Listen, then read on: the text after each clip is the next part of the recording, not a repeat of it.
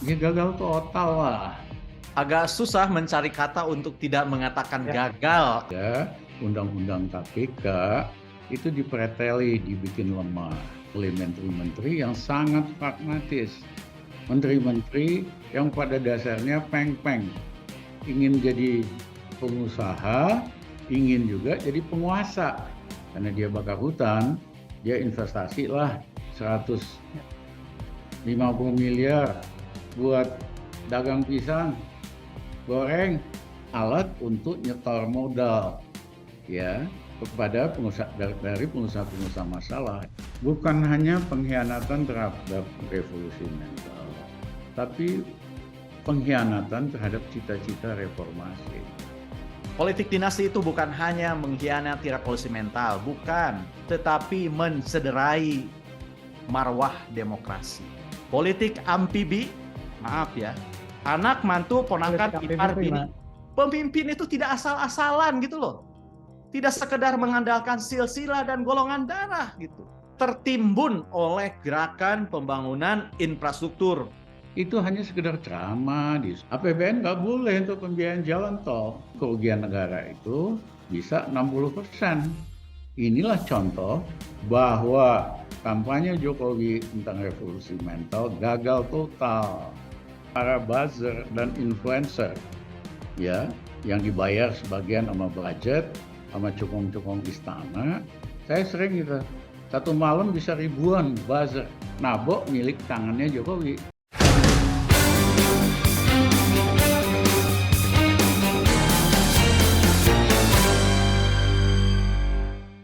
Halo, ketemu lagi di Crosscheck obrolan publik akhir pekan bersama saya Wandi Yusuf.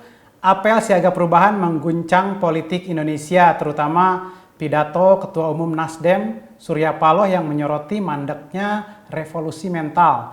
Janji Jokowi saat maju Pilpres pertama kali adalah ingin meneruskan mimpi Presiden Soekarno tentang revolusi mental, yaitu mengubah mental orang Indonesia menjadi jiwa merdeka, modern dengan gotong royong menuju Indonesia maju.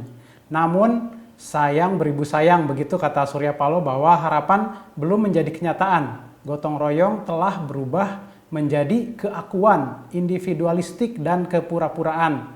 Nah, pidato politik Surya Paloh ini langsung ditanggapi Presiden Joko Widodo dengan mengakui bahwa revolusi mental belum maksimal dan akan dimaksimalkan. Nah, untuk menepis janji revolusi mental Jokowi ini telah hadir melalui Zoom mantan Menko Perekonomian dan Menko Maritim Rizal Ramli.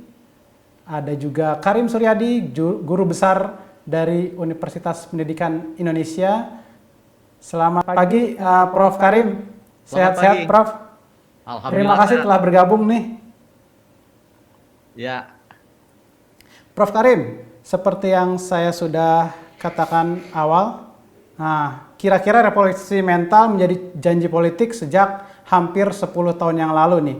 Apakah memang benar gagal atau seperti apa, Prof. nih, Prof? Agak susah mencari kata untuk tidak mengatakan gagal atau mandek gitu ya.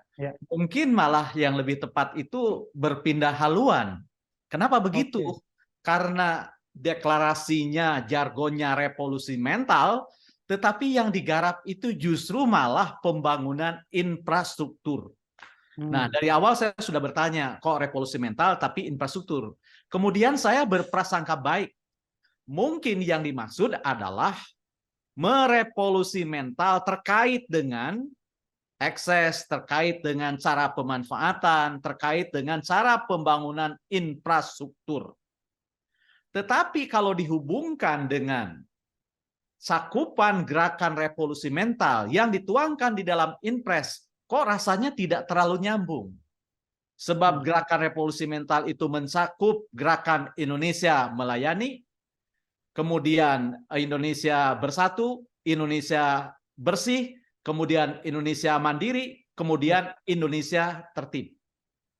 Tidak ada satupun kata tentang korupsi dalam Inpres itu. Setelah kita sekarang 10 tahun gitu ya. Justru yang disebut dengan gerakan itu adalah sesuatu yang serentak, masif, sistematis, dan kemudian dilembagakan. Saya belum pernah mendengar peta jalan gerakan revolusi mental. Padahal kan katanya harus ada peta jalannya. Jadi bagaimana cara kita merevolusi mental ini harus dibuatkan peta jalannya, roadmap-nya. Sehingga jelas tahapan-tahapannya, jelas program-programnya. Dan itu harus disosialisasikan sehingga semua orang terlibat. Tetapi dalam Tapi kacamata kenapa Prof politik, dari semenjak periode 1, iya, iya. sorry, Saya potong. katakan,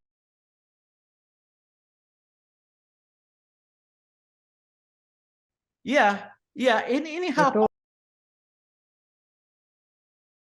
Iya, iya, kau kedengaran sayup-sayup gitu ya. Karena apa? Kenapa saya bilang sayup-sayup?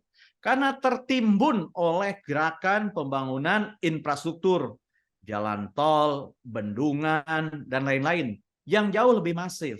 Dan ini menurut saya kurang menariknya dari kacamata politik. Jadi revolusi mental itu hal pokok, mental itu hal pokok, tapi kurang menarik. Kurang menariknya di mana? Pertama, prosesnya lambat. Dan yang kedua, hasilnya tidak nampak. Pembangunan mentalitas itu membutuhkan lama, harus sabar gitu ya, sabar, sistematis, dan mentalitas, nilai, moral, wah, secara akademis diyakini sesuatu yang tidak bisa diajarkan. Tidak bisa diajarkan, apalagi dipaksakan, nggak bisa. Namanya mental, namanya nilai, namanya moral, secara akademik. Dan ini berhubungan dengan literatur yang berhubungan dengan pembinaan moral, nilai, adalah sesuatu yang harus ditangkap oleh orang sendiri melalui penghadiran stimulus. Berupa apa? Contoh, berupa teladan. Prof. Gitu ya. Kalim, ini kan juga artinya Jokowi tidak bisa menerjemahkan secara kelembagaan dan tidak pula bisa menerjemahkan secara diri sendiri. Nah, secara diri sendiri saja kira-kira dia sudah bisa menerjemahkan itu atau belum nih, Prof. Karim? Nah, secara pribadi ya. Yang menurut saya, kalau saya baca di Inpress-nya ya, Inpress itu hanya menjelaskan tujuan, hanya menjelaskan cakupannya, kemudian tujuannya apa, kemudian lembaga yang terlibat ini kementeriannya. Tetapi kalau dilihat dari struktur implementasi sebuah gerakan, itu tidak memadai. Sekali lagi, revolusi mental itu boleh saja diintrodusir oleh pemerintah, tetapi harus menjadi gerakan sosial kemasyarakatan, sehingga yang terlibat bukan hanya institusi atau suprastruktur politik, tapi lebih penting adalah bagaimana gerakan ini menggelinding menjadi gerakan infrastruktur sosial kemasyarakatan, keluarga, bahkan individu per individu.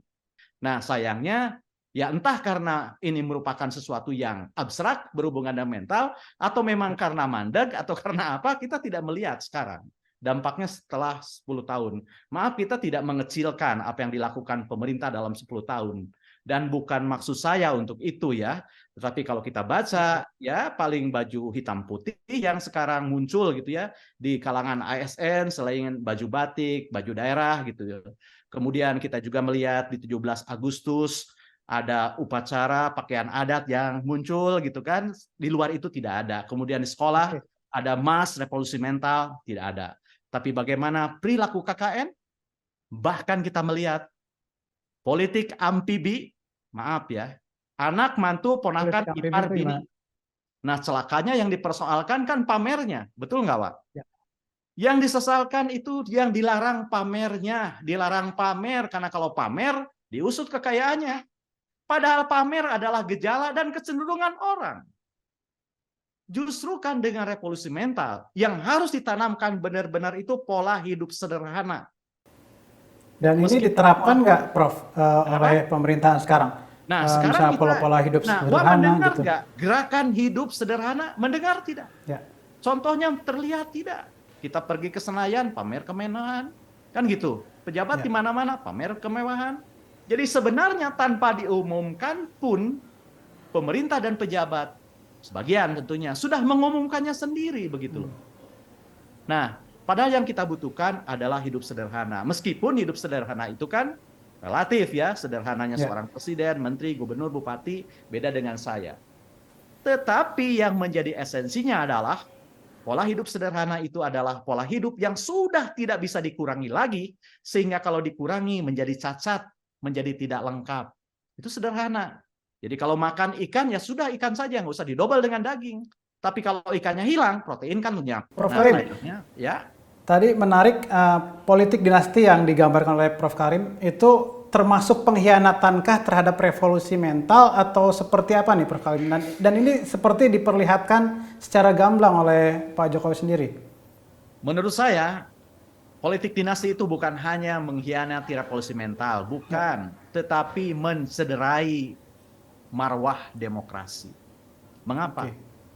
Karena satu-satunya berkah demokrasi yang tidak bisa ditemukan di dalam sistem politik lain, apakah aristokrasi, autokrasi, itu adalah adanya jaminan kesamaan di dalam kesempatan. Tapi Jokowi selalu berdalih bahwa ini sesuai dengan konstitusi dan memang sesuai dengan aturan yang sudah diperagakan di KPU dan pemilihan presiden begitu. Nah ini dengan alasan-alasan seperti itu apakah berterima atau bagaimana Prof. Karim? Pemimpin itu tidak asal-asalan gitu loh. Tidak sekedar mengandalkan silsilah dan golongan darah gitu. Saya tidak menggugat itu bukan karena iri begitu ya. Tetapi saya prihatin karena saya punya anak. Ya. Saya punya anak. Apa yang akan didapatkan oleh anak saya, anak Karim Suryadi yang notabene hidup di negara demokrasi, kalau jatah jabatan itu dikapling menurut silsilah dan golongan darah. Masih mending kalau kita menganut aristokrasi. Bahkan kerajaan sekalipun, silakan sudah jelas. Anak raja masih pantas. Tapi kalau demokrasi yang tidak menjamin menghasilkan pemimpin terbaik, karena dalam teorinya kan demokrasi itu memilih yang terbaik di antara yang baik gitu ya. Belum tentu yang terbaik, karena didasarkan pada suara mayoritas gitu loh. Oke, Prof. Karim, artinya mental apa yang ditunjukkan oleh Jokowi dengan mempersilahkan anaknya, mempersilahkan menantunya untuk maju? Nah, ini mental apa yang diperlihatkan oleh Jokowi sejauh yang ini? saya cemaskan adalah begini, Mas. Dosa politik itu bukan saja melakukan sesuatu yang salah. Oke. Tapi menurut saya dosa politik yang berbahaya itu adalah pembiaran. Kalau dia tidak melarang, padahal sudah tahu itu kurang baik, kurang patut, bisa melemahkan motivasi, ya itu bahaya bagi demokrasi. Jadi saya katakan, terkait dengan revolusi mental itu bukan saja harus mencegah sesuatu yang buruk dilakukan, tetapi jangan sampai ada politik pembiaran dalam pengertian membiarkan sesuatu yang tidak baik tetap terjadi dengan dalih misalnya hak dasar rakyat untuk dipilih dan memilih. Padahal sekali lagi hak dasar untuk memilih dan dipilih itu adalah seperti air, tidak punya rasa, tidak punya bau, tapi kualitasnya ditentukan oleh bauran yang diberikan kepadanya. Oke, Pak Rizal. Ya. Tadi kan saya sudah memberikan opening bahwa Surya Paloh menyoroti mandeknya revolusi mental yang digagas Presiden Jokowi sejak 9 tahun yang lalu lah ya. Dan Jokowi Jokowi juga menanggapi bahwa tidak ada dan memang program revolusi mental itu belum maksimal dan akan dimaksimalkan. Nah, dengan pernyataan Jokowi ini artinya seperti memberikan pernyataan setuju dengan apa yang digaungkan oleh Surya Paloh.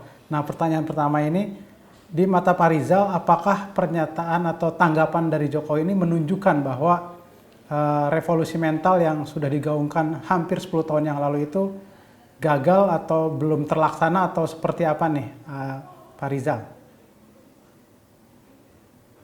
Wandi,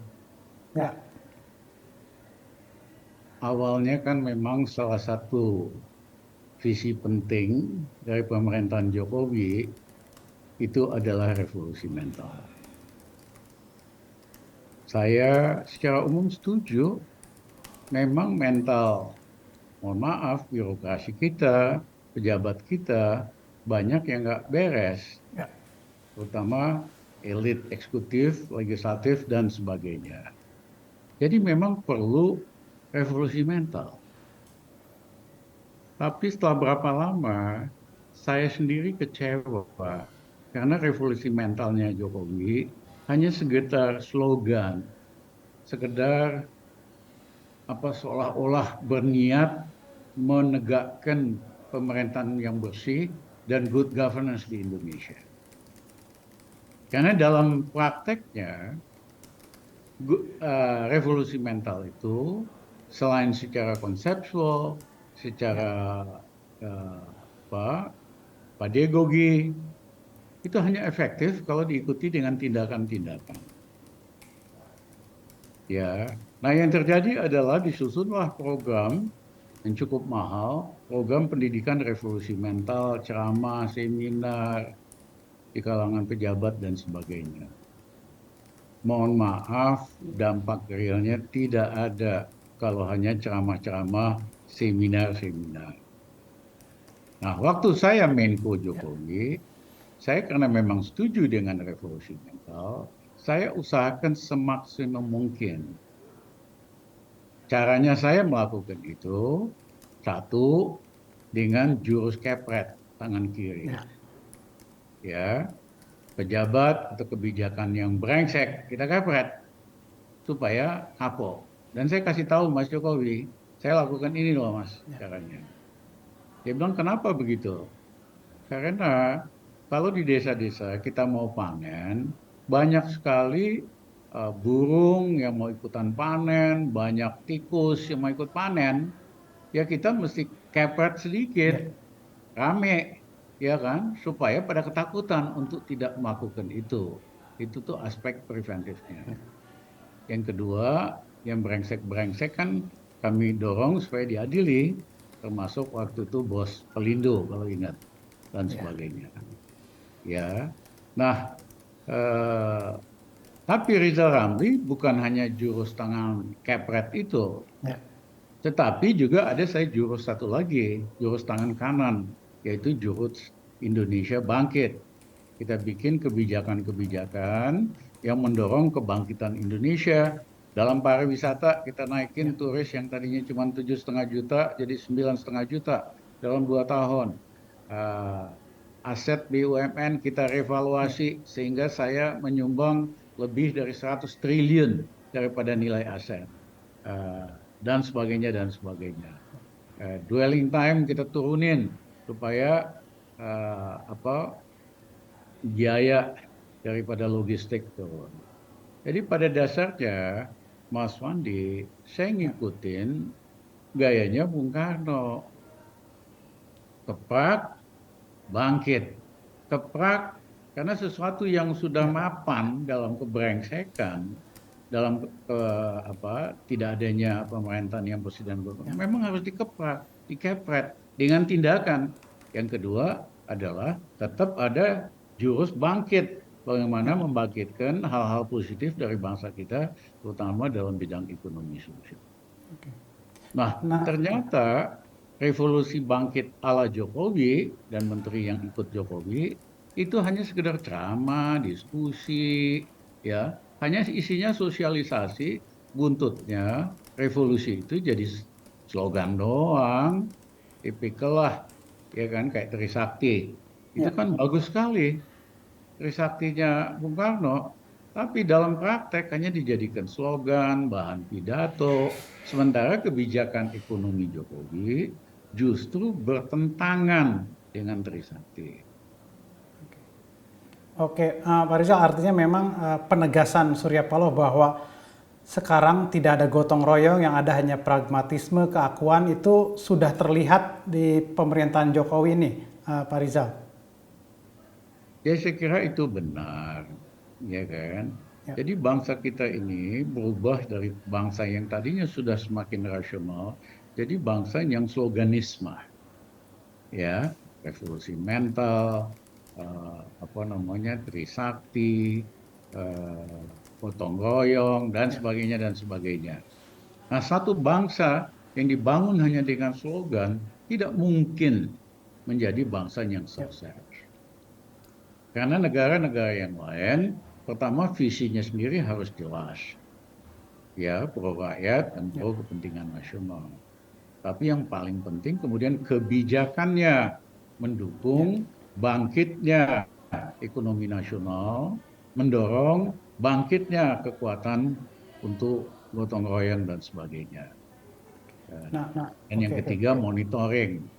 Jadi harus paketnya lengkap, visi, policy dan kebijakan, dan yang ketiga adalah monitoring dan enforcement. Nah, tetapi dalam kasus pemerintahan Mas Jokowi, isinya cuma sederetan slogan yang nggak ada isinya gitu. Oke, Pak Rizal, apakah metode Pak Rizal yang jurus kepret, keprak, dan tangan kanan bangkit itu tidak diadopsi oleh pemerintahan Jokowi? Itu kan maksudnya itu kan program yang bagus dan itu juga membuat jerak kepada pejabat-pejabat nakal begitu, Pak Rizal. Sekarang terlihat nggak? Saya kira begitu saya tidak di kabinet lagi, nggak ada lagi istilahnya rohnya udah nggak ada gitu. Ya kehilangan roh. Apalagi setelah saya nggak ada, undang-undang KPK itu dipreteli, dibikin lemah. Kami zaman Gus Dur yang memulai ide KPK. Undang-undangnya baru selesai zaman Mbak Mega, dilaksanakan sampai dengan SBY, tetapi setelah itu KPK justru dipreteli, dibikin lemah. Ya, harusnya itu bagus untuk mendorong pemerintahan yang bersih, yang amanah. Tapi karena dipreteli, makin lama malah kasus makin banyak. Dan rumusnya kelihatan sederhana. Kalau kamu pendukung pemerintah, ya partai atau tokoh melakukan kejahatan apa aja tutup mata. Tapi begitu menyatakan diri sebagai oposisi, ya udah kerjain gitu loh. Oke. Nah, Pak Rizal, apakah ini karena orang-orang sekeliling Jokowi atau dari diri Jokowi sendiri yang tidak bisa mengimplementasikan atau mempraktikkan revolusi mental tadi yang menurut Pak Rizal hanya sebagai sloganisme tadi? Dari diri sendiri Jokowi atau dari orang-orang terdekat? Sendiri, memang secara konseptual lemah lah beliau. Oke. Ya kan? Lemah dalam hal? Ya secara konseptual. Misalnya revolusi mental, kan harus ada ide besarnya. Bahwa ini cara untuk mengubah perilaku birokrat agar mendukung pemerintahan yang bersih dan amanah. Itu kan ada logical sequence di belakangnya. Nah kalau logiknya kuat, dia akan konsisten membuat itu. Nah tetapi Jokowi juga didampingi oleh menteri-menteri yang sangat pragmatis. Menteri-menteri yang pada dasarnya peng-peng. Ingin jadi pengusaha, ingin juga jadi penguasa. Nah, dua profesi itu profesi mulia.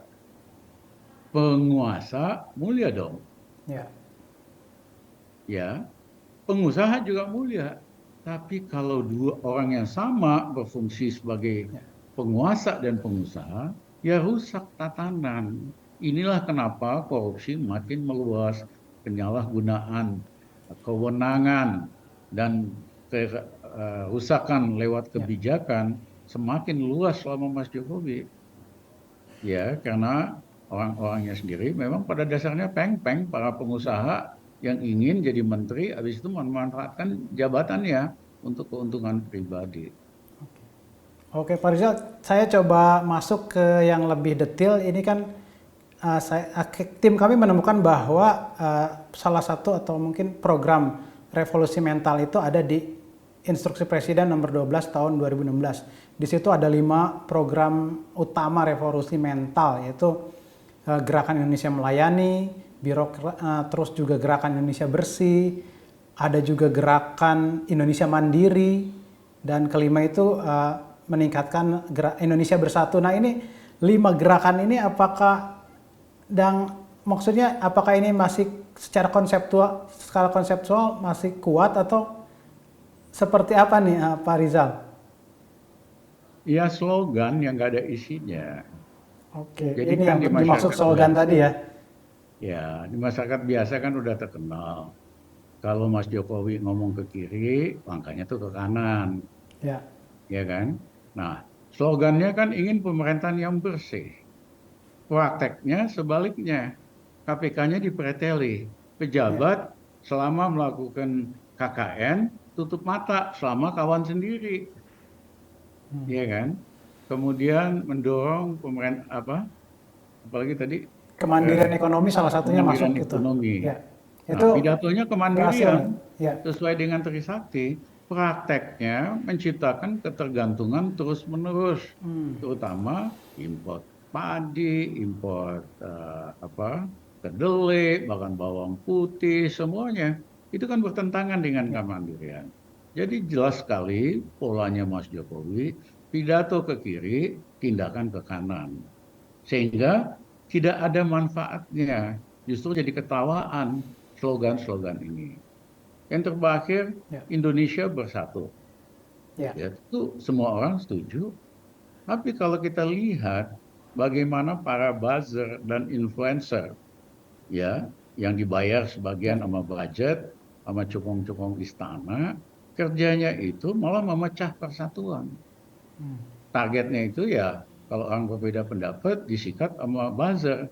Saya sering gitu, satu malam bisa ribuan buzzer mimpi kita dengan argumen iri, benci, pecatan, ya nggak ada isinya.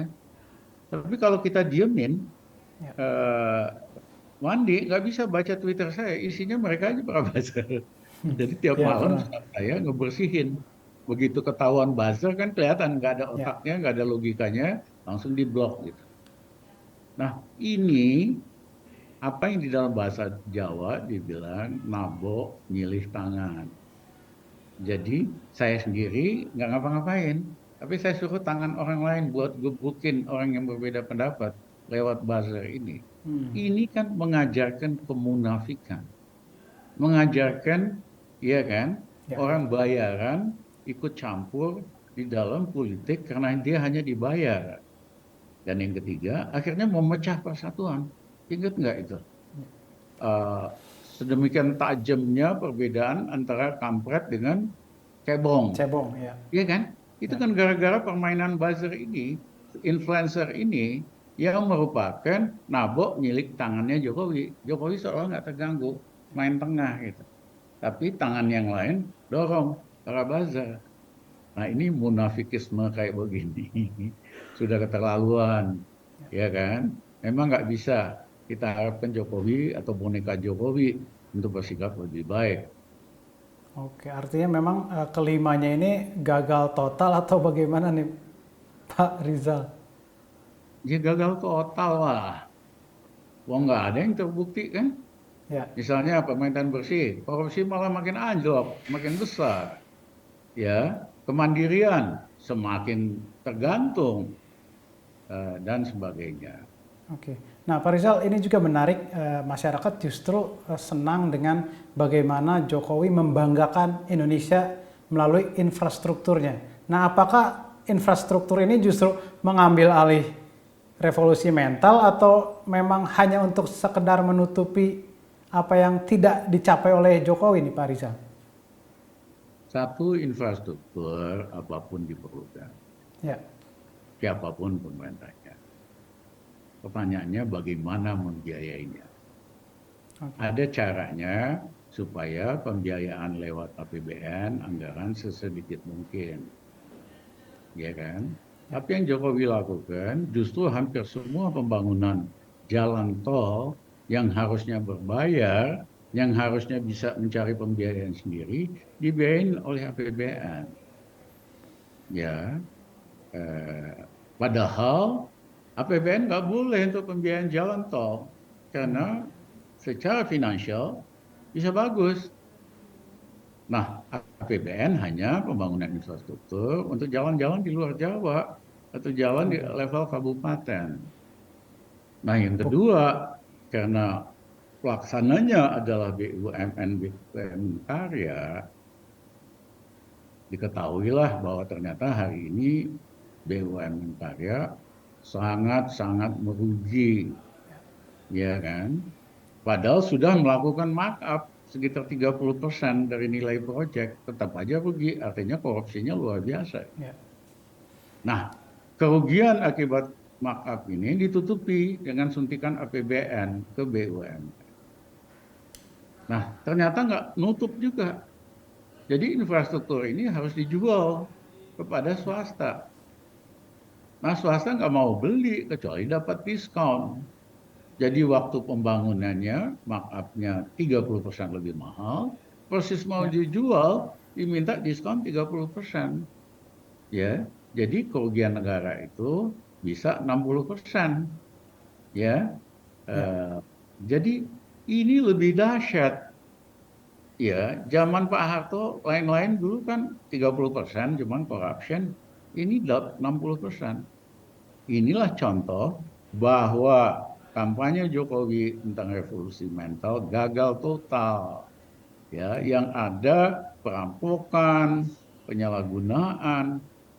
Misalnya kasus yang rame di Departemen Keuangan, 342 triliun. Itu korupsi paling besar dalam sejarah Indonesia, paling besar bahkan buat skala dunia. Loh kok bisa? Katanya ada revolusi mental. Katanya ada slogan ini itu. Prakteknya yang terjadi sebaliknya. Jadi saya Mas sederhana, Mas Jokowi, mohon maaf, sampai itu memang nggak mampu dikelilingi oleh orang-orang yang kebanyakan tukang tilep semua, yang namanya peng-peng. Jadi udahlah, wis, ya kan, daripada rakyat marah nanti. Terima kasih. Oke. Ini juga menarik, Prof. Politik dinasti ini kan juga salah satu yang diperlihatkan oleh Jokowi, di mana kita tahu anak dan menantu Jokowi juga ikut maju di kontestasi begitu. Nah, apakah ini juga bisa dikatakan bahwa politik dinasti ini pengkhianatan terhadap revolusi mental nih, Pak Rizal? Bukan hanya pengkhianatan terhadap revolusi mental, tapi pengkhianatan terhadap cita-cita reformasi. Karena teman-teman muda mahasiswa waktu itu berjuang untuk reformasi agar Indonesia bersih dari KKN. Ya. Makanya disiapkan undang-undang anti KPK. Tapi ternyata KKN zaman Jokowi lebih ganas, lebih buas. Ya, dulu zaman Orba, rakyat itu sangat nggak suka dengan bisnisnya Tommy Soeharto. Tapi Tommy Soeharto, bisnis mulai aneh-aneh itu setelah Soeharto kuasa 17 tahun. Ini Jokowi baru kuasa 7 tahun, anaknya mandi, bisnisnya banyak banget. Ya, kebanyakan hasil dari dagang kekuasaan atau influence trading. Misalnya ada orang pembakar hutan, investasi di perusahaannya Kaisang sama Gibran. Karena dia bakar hutan, dia investasi lah 150 miliar buat dagang pisang, goreng. Jadi ini bisnis ini hanya bisnis front aja, bisnis ecek-ecek, tapi ini alat untuk nyetor modal ya kepada pengusaha, dari pengusaha-pengusaha masalah. Itu yang kita sebut sebagai dagang kekuasaan atau influence trading. Jadi tidak hanya mengkhianati revolusi mental, mengkhianati salah satu tujuan penting dari reformasi. Oke, terima kasih Pak Rizal.